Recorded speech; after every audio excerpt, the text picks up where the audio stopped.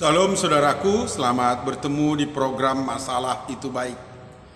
Saya merindukan supaya kita boleh merenungkan firman Tuhan, dan melalui merenungkan firman Tuhan kita boleh melihat bahwa ada tujuan mulia yang indah yang belum dapat kita pahami sekarang di balik setiap masalah yang kita hadapi.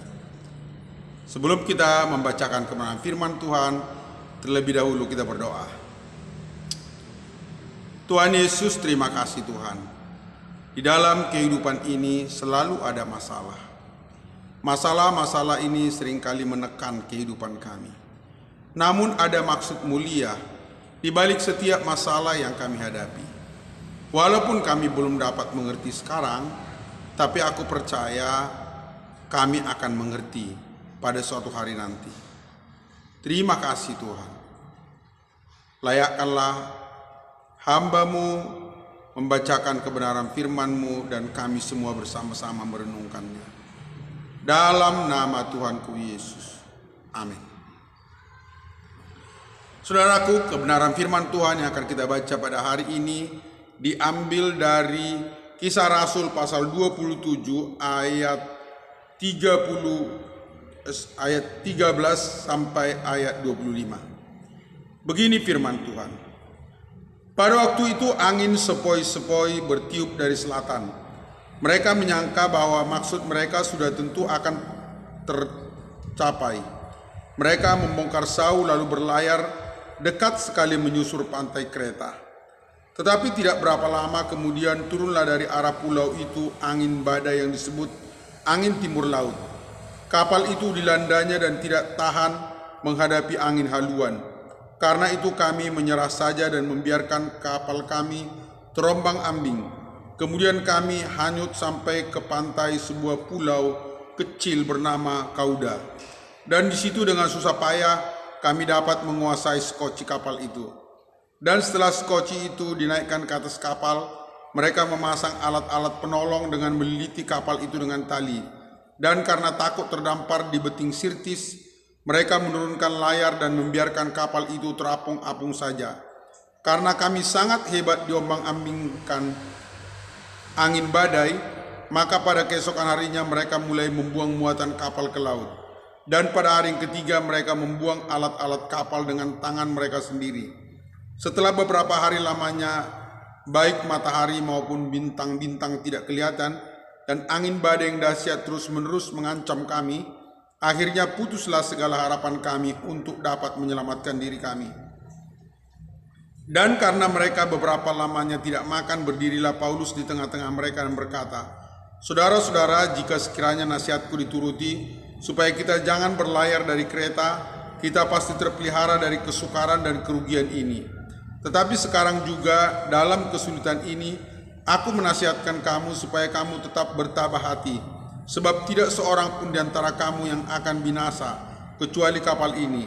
Karena tadi malam seorang malaikat dari Allah, yaitu dari Allah yang aku sembah sebagai miliknya, berdiri di sisiku dan ia berkata, 'Jangan takut Paulus, engkau harus menghadap Kaisar, dan sungguhnya oleh karunia Allah, maka semua orang yang ada bersama-sama dengan engkau di kapal ini akan selamat karena engkau.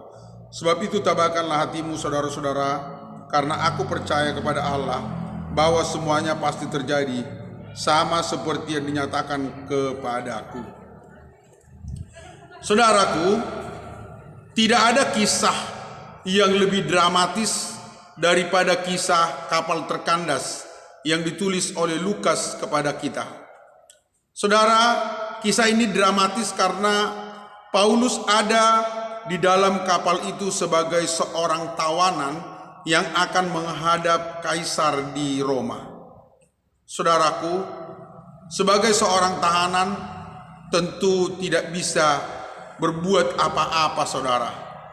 Tahanan itu diikat tangannya, saudara, dan juga tidak didengar pendapatnya. Sebelum mereka berlayar, saudaraku, menuju ke Roma, Paulus sudah memberi peringatan kepada perwira yang membawa mereka ke Roma bahwa pelayaran ini sangat berbahaya. Lebih baik jangan dilanjutkan. Tetapi perwira lebih mempercayai nakhoda dan jurumudi. Dan mereka berlayar saudara, dan di awal pelayaran itu sepertinya semuanya akan berjalan dengan baik. Namun datanglah angin badai yang memporak-porandakan semua apa yang mereka harapkan. Saudaraku, hal yang paling menekan pikiran dan perasaan saya di dalam kondisi yang demikian adalah sama sekali tidak kelihatan ada mujizat. Saudaraku, di dalam banyak pengalaman hidup kita seringkali mempercayai bahwa kalau ada masalah tentu akan ada mujizat. Tetapi saudaraku, dalam kisah ini hal-hal ajaib hampir tidak ada. Kapal yang ditumpangi Paulus telah terombang-ambing di laut selama 14 hari. Bahkan dalam ayat 20 tadi yang kita baca dikatakan, sudah putus harapan kami untuk selamat. Ya, 14 hari saudara. Bahkan dikatakan selama 14 hari itu mereka tidak melihat baik matahari. Semuanya gelap, bintang-bintang juga tidak nampak saudara. Dan yang lebih menyedihkan lagi, mereka hanya menahan lapar. Saya bisa membayangkan bagaimana kondisi di dalam kapal itu. Takut, cemas, dingin, gelap, tidak pasti saudara. Bahkan kalau kita runut kisah ini saudara sampai ke bagian akhir, kita tahu bahwa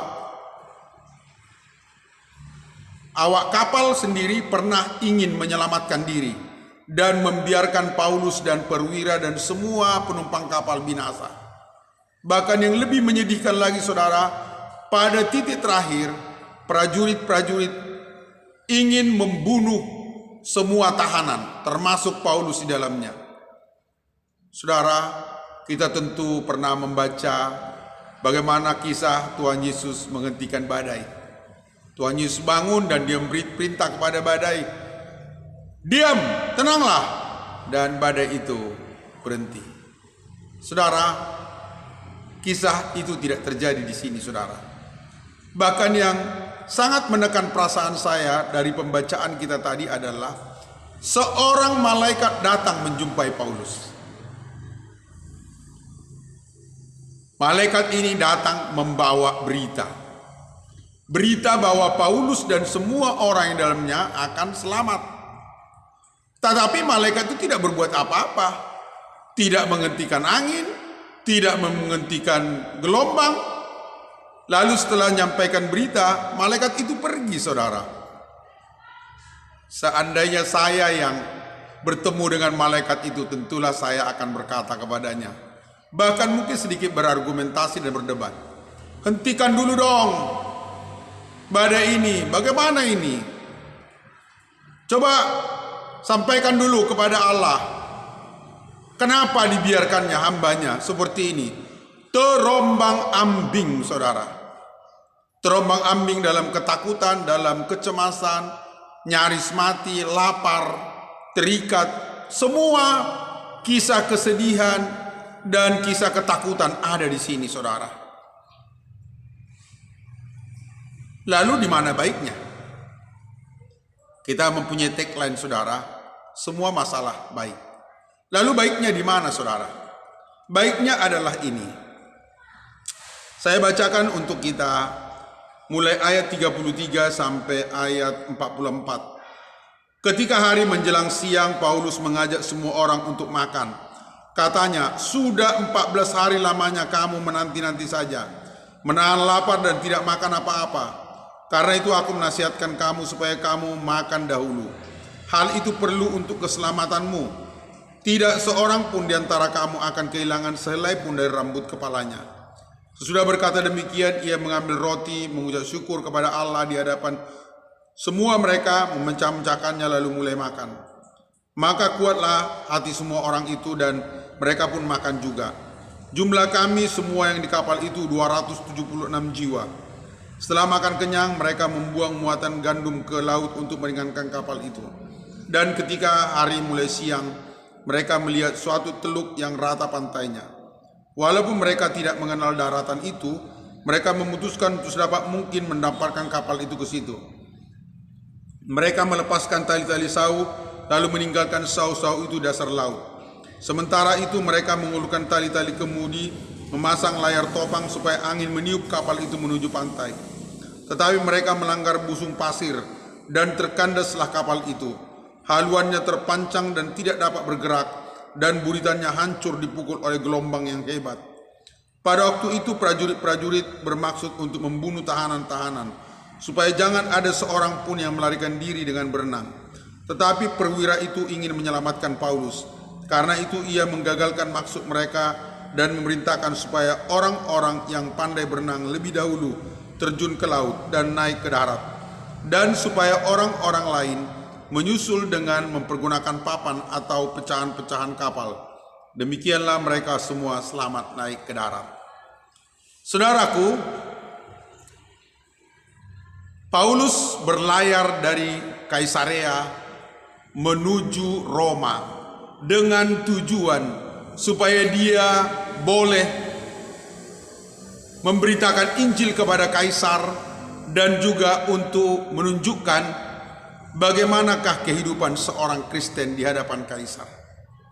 Rencana ini, saudara, menghadapi tantangan yang hebat, yaitu gelombang yang membuat mereka terombang-ambing dan begitu ketakutan selama 14 hari, saudara. Bahkan tadi kita sudah baca bagaimana prajurit-prajurit ingin membunuh semua tahanan termasuk Paulus, tetapi perwira itu menyelamatkan dia. Dari apa yang kita baca ini, saudara, akhirnya Paulus selamat dari badai itu, dan 2 tahun kemudian, 2 tahun lebih, Paulus akhirnya bisa memberitakan Injil di depan Kaisar Nero di Roma. Saudara, rencana Tuhan tidak bisa digagalkan oleh apapun. Karena itu kita tidak boleh takut dengan masalah. Masalah seperti apapun tidak bisa menggagalkan rencana Tuhan. Tuhan berdaulat, Tuhan berkuasa atas segala rencananya. Sekalipun, saudara, kuasa dan kedaulatan Tuhan itu tidak nampak, tidak dinyatakan, kita seringkali tergoda untuk mengharapkan, ya Tuhan, sekarang waktunya, buat mujizat. Lakukan. Saya percaya, saudara, Paulus lebih beriman dari kita semua. Saya percaya, saudara, Paulus lebih sungguh-sungguh berdoa dari kita semua. Tentu saya percaya Paulus juga, walaupun tidak ditulis sini, berusaha dengan memohon kuasa dari Tuhan untuk menghentikan badai itu, saudara. Tetapi ada kedaulatan Tuhan di atas segala sesuatu. Tuhan yang berdaulat dan berkuasa tidak melakukan apa yang diminta, tetapi ada janji bahwa Paulus akan selamat dari badai ini. Dan itu, janji itu dinyatakan oleh Paulus kepada semua mereka, dan ternyata janji itu menjadi kenyataan, saudara. Saudaraku, di dalam perjalanan iman kita, ingat satu hal, ada janji Tuhan. Dan janji Tuhan itu, saudara, pasti terlaksana. Tidak ada apapun, badai sebesar apapun, iblis kuasa kegelapan tidak mampu menggagalkan rencana Tuhan atas hidup kita. Tidak mampu menghambat kita daripada tujuan yang hendak dilakukan oleh Tuhan. Karena itu, saudara, saat kita melihat masalah, ingat, pegang satu hal, percaya kepada janji Allah. Allah adalah Allah yang berkuasa. Ada tujuan mulia di balik masalah yang kita hadapi, saudara. Tujuan mulia ini ditulis di dalam 2 Korintus pasal 1 ayat 4. Terpujilah Allah Bapa Tuhan kita Yesus Kristus, Bapa yang penuh belas kasihan dan Allah sumber segala penghiburan, yang menghibur kami dalam segala penderitaan kami, sehingga kami sanggup menghibur mereka yang berada dalam bermacam-macam penderitaan dengan penghiburan yang kami terima sendiri dari Allah. Melalui pembacaan firman Tuhan di dalam 2 Korintus pasal 1 ayat 4 ini, saya menjadi tahu satu hal, saudara. Allah mengizinkan Paulus menghadapi masalah yang begitu besar. Allah tidak menolongnya, Allah seperti membiarkannya untuk kepentingan kita, saudara. Untuk kepentingan orang Kristen di sepanjang zaman. Jangan pernah takut dengan masalah. Jangan pernah takut. Allah adalah Allah yang berdaulat atas semua masalah, saudara. Tuhan sengaja membiarkan Paulus. Tuhan sengaja tidak mengirimkan pertolongan yang ajaib, supaya ketika kita membacanya, kita menjadi kuat. Masalah apa sih yang kita hadapi? Masalah kecil dibanding dengan masalah yang dihadapi Paulus. Sebesar apapun masalah yang kau hadapi dan saudara hadapi, itu tidak ada taranya dibanding penderitaan yang dialami oleh Paulus tadi. Dan Tuhan tidak menolongnya. Karena apa?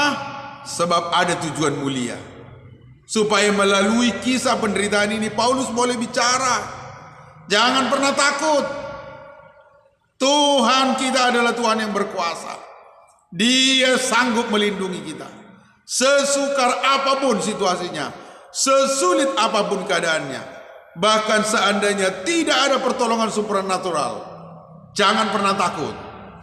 Karena selama kita ada dalam rencana Tuhan, perlindungan Tuhan cukup untuk menolong kita. Saudara, di tahun 2022 ini, pikirkan bahwa masalah yang saudara dan saya hadapi adalah alat Tuhan. Melalui masalah itu kita boleh berkata kepada orang lain yang mungkin mengalami masalah, kawan, kamu jangan putus asa, jangan frustasi. Saya pernah mengalami seperti itu. Memang lama sekali pertolongan Tuhan, tetapi pada akhirnya masalah itu selesai. Pertolongan yang ajaib ku alami. Tangan Tuhan yang penuh kuasa itu campur tangan dalam hidupku. Paulus selamat dari badai itu, saudara. Karena itu masalah yang kita hadapi, kita pasti selamat. Kita pasti aman. Kita pasti kuat. Tuhan bersama kita. Tuhan menolong kita. Kalaupun pertolongan tidak diberikan seperti yang dialami oleh Paulus, Tuhan ingin bahwa melalui penderitaan itu kita boleh berkata kepada orang lain, jangan takut. Lihatlah, masalah ini pasti selesai dengan cara sebagaimana yang dikehendaki oleh Allah. Kita berdoa. Tuhan Yesus, terima kasih Tuhan. Penderitaan Paulus yang terombang-ambing di laut pada akhirnya selesai. Selamat semuanya sesuai dengan kehendak dan perintah Tuhan. Tidak ada yang perlu ditakuti dalam hidup ini. Sekiranya kami dihimpit oleh berbagai masalah, kami tidak perlu takut. Karena aku tahu, selama kami berjalan dalam jalan yang direncanakan Tuhan, Tuhan mampu melindungi kami sampai kepada akhirnya, kepada tujuan yang mulia. Terima kasih Tuhan, kami bersyukur untuk kebenaran firman Tuhan yang boleh kami pelajari pada hari ini. Dalam nama Yesus. Amin. Sampai bertemu saudaraku di program introspeksi diri. Tuhan Yesus memberkati.